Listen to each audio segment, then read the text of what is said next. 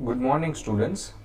चलो, अब last lecture में हमने क्वेश्चन नंबर 9 जो है वो कंप्लीट किया था और हम क्वेश्चन नंबर 10 इस लेक्चर में स्टार्ट करते हैं। ठीक है। An aromatic compound A on a treatment with aqueous ammonia and heating forms compound B.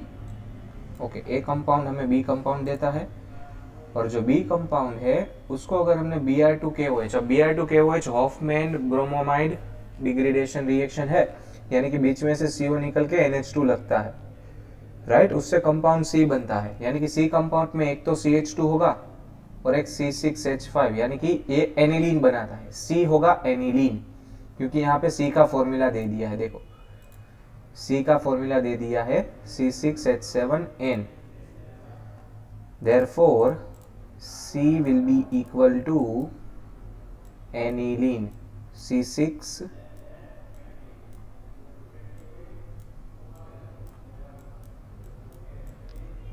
NH2, right.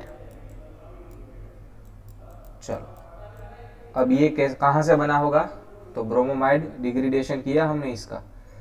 चलो, तो ये बना होगा B के लिए, तो B क्या होगा, तो B होगा बेंजीन के ऊपर CONH2, राइट, यानी कि बेंजामाइड बनेगा। बेंजीन के ऊपर CONH2 बेंजामाइड, उसका हमने रिएक्शन करवाया था Br2 और KOH, right. Hofmann bromamide degradation reaction, जहां से क्या बना था C। ठीक है, बेंजीन के ऊपर NH2। चलो, तो A क्या होगा, एक्सेस ऑफ एमोनिया लेके किया था रिएक्शन, तो A होगा बेंजोइक एसिड, यानी कि या फिर बेंजोइल क्लोराइड भी हो सकता है। बेंजोइल क्लोराइड भी हो सकता है आंसर, बेंजोइल एसिड भी हो सकते हैं, यानी कि यहाँ पे ऊपर COCl भी हो सकता है या फिर यहाँ पे बेंजोइक एसिड भी हो सकता है। दोनों से ये चीज़ होती है, एक्सेस एमोनिया से दोनों रिएक्शन हो सकती है, यानी कि ऊपर COOH भी हो सकता है। क्लियर है। सो यहाँ से B बनेगा, B से C बनेगा। तो क्वेश्चन नंबर 10 हो गया क्लियर। चलो, 11 में वापस से ऑर्गेनिक कन्वर्जन है। चलो, C6H5NH2, चलो ये कार्बोलामाइन टेस्ट है। कार्बोलामाइन टेस्ट में क्या होगा, NC हो जाएगा, C6H5NC plus 3KBr plus 3H2O।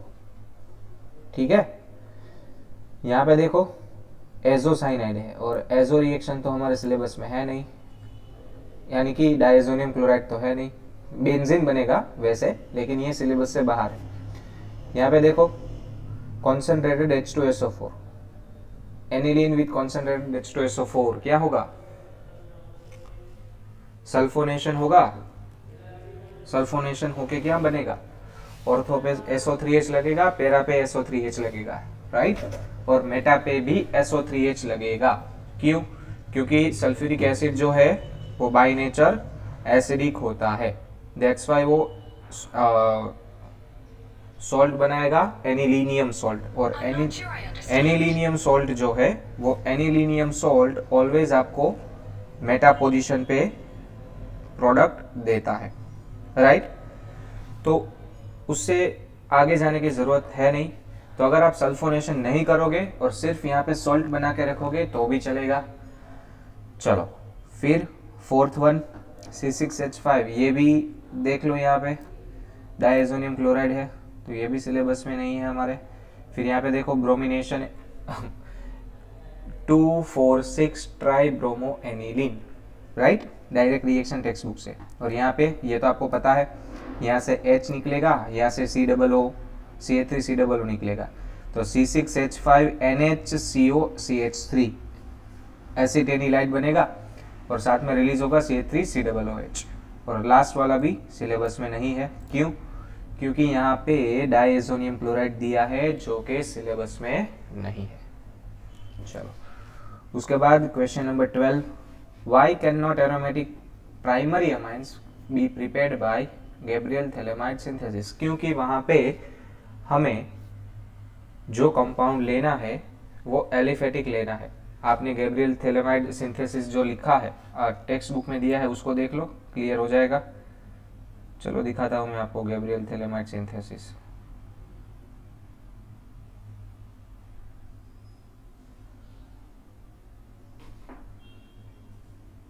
Gabriel phthalimide synthesis देख लो।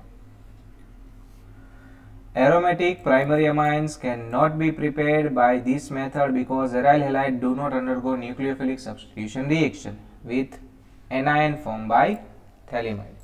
That's why यहाँ पे सिर्फ एलिफेटिक ही बनता है, क्योंकि ये जो RX आपने दिया है ये RX के जगह आप ARX नहीं ले सकते, क्योंकि वो तो न्यूक्लियोफिलिक सब्स्टिट्यूशन रिएक्शन ही नहीं करता है। Clear? So that would be your answer.